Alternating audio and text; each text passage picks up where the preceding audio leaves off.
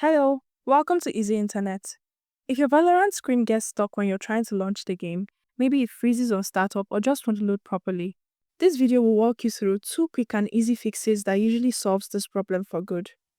First up, we're going to adjust Valorant's compatibility settings. Go to your desktop search bar and type Valorant. Click on Open File Location. Next, right-click on Valorant and select Properties. Now, go to the Compatibility tab at the top. Tick the box that says Run this program in compatibility mode and choose Windows 8 from the drop-down.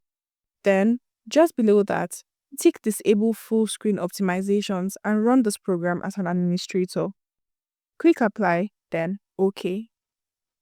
Now go ahead and try launching Valorant again to see if it works smoothly.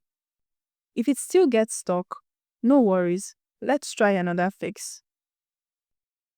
The second method is about tweaking a small system service Valorant uses called VGC. Again, go to your desktop search bar and type Services. Click on the Services app that appears. In the new window, scroll down until you find VGC.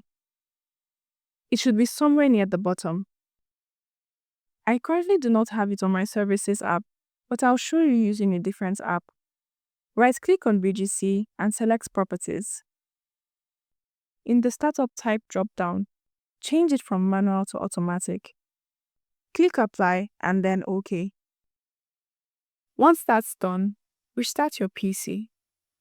After your system reboots, try launching Valorant again, and this time it should run without freezing on the startup screen. And that's it. Those are the two easiest ways to fix Valorant getting stuck on the loading screen. If this helped you out, make sure to drop a like and subscribe for more quick tech fixes like this one. Thanks for watching, and I will catch you in the next one.